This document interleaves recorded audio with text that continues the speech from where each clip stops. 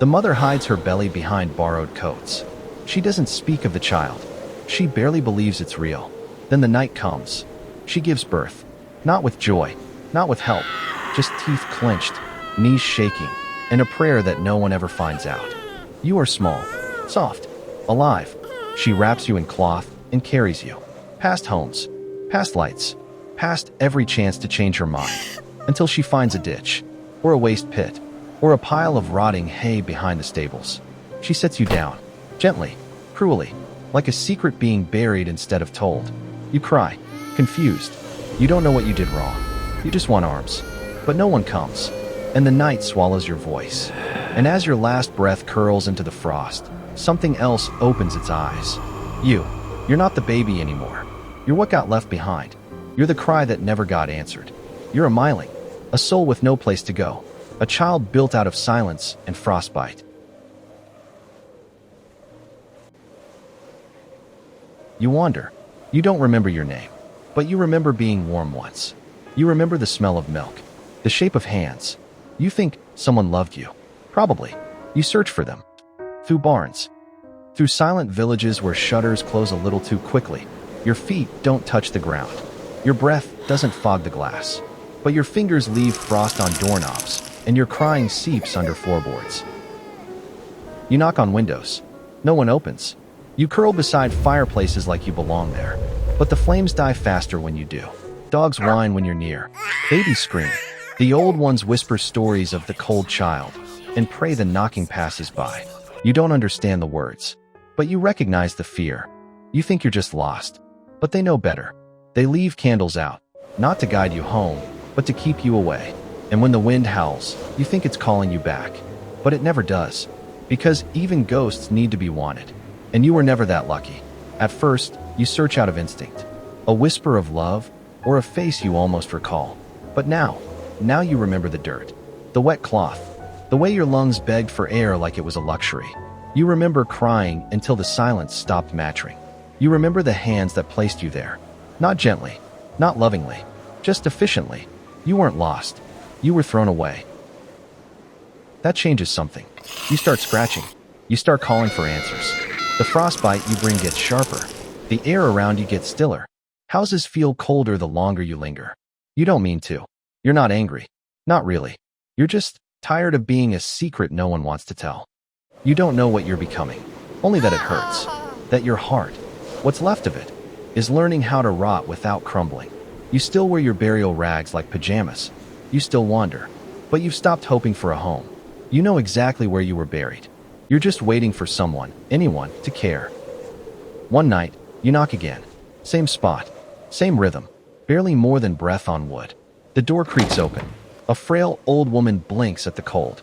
Her eyes skim past you, then squint, like trying to remember something that hurts. She tries listening for a sound she half remembers. Then she turns, shuffles inside, leaves the door open behind her. You linger. The wind pushes at your back. You step over the threshold. Slow, unsure. The warmth brushes through you, like a memory. Her hands tremble as she pours water into a mug. She sets out 2 mugs, one in front of the chair across from hers. The empty one, the cold one. She sits with effort, knees cracking like brittle wood, glances at your cup, then at you. You hover beside the chair, hands curled tight. She talks, soft, distracted, about frost on the roof. A fox she saw once. A song she used to hum and can't remember the end of. Some nights, she forgets your name.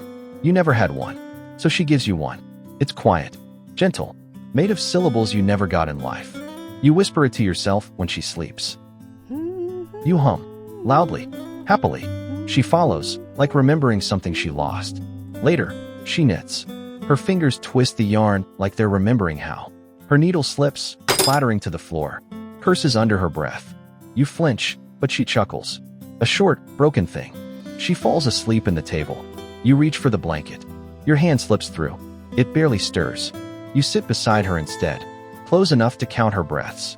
You stay with her, every night. Some evenings, she'll retrieve an old, heavy album. Page by slow page, her fingers trace over faded photographs. Faces you'll never know, lives you'll never touch. But you watch, a silent companion to her whispered memories. You stand in silence beside her, always facing the fire.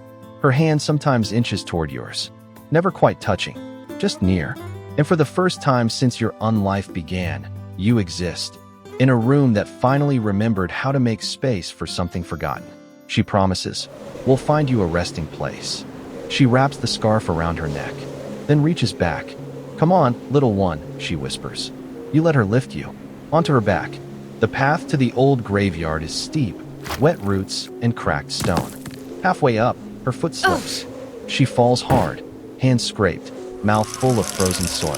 Still, she tries again, hands shaking, heart stumbling. She gets halfway to standing.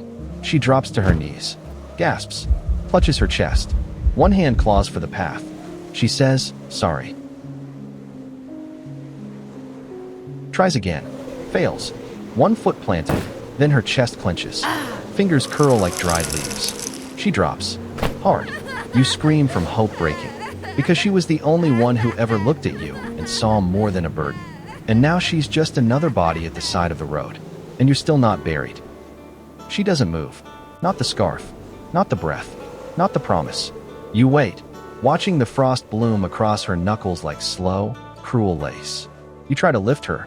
Your arms pass through. She doesn't even shiver. So you go no further. You sit at the graveyard gate, 20 steps from peace. You count them, backward, forward. The wind nudges you gently, like she used to. But you don't move. You just watch the place where she fell.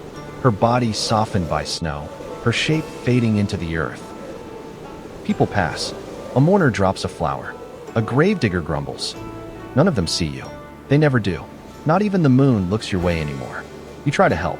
You reach for the shovel, for the dirt, for the kindness she carried in her hands. But your fingers curl through the ground like fog. You can't even bury her. Some nights, you think you see her. A shape in the mist, a hum in the wind. You rise. Hope flickers, but it's just mist. Always mist. You stay, still, silent. A breath waiting to be exhaled. Waiting for someone to finish what she started. For the earth to remember you. For a resting place that never came. Seasons rot and return like nothing happened. Your bones are wind now, scattered, invisible, weightless. But your grief? Still here. Still shaped like a child waiting for a grave. The trail erodes. Her scarf bleaches to dust. No one remembers the woman who tried to carry a ghost uphill. No one remembers the ghost. You don't move. You don't whisper. You don't glow. You just float. And the world keeps turning like you never asked to exist. Just another sob in the fog. Another almost. Another unfinished goodbye. This is your resting place now. 20 steps from peace. Forever.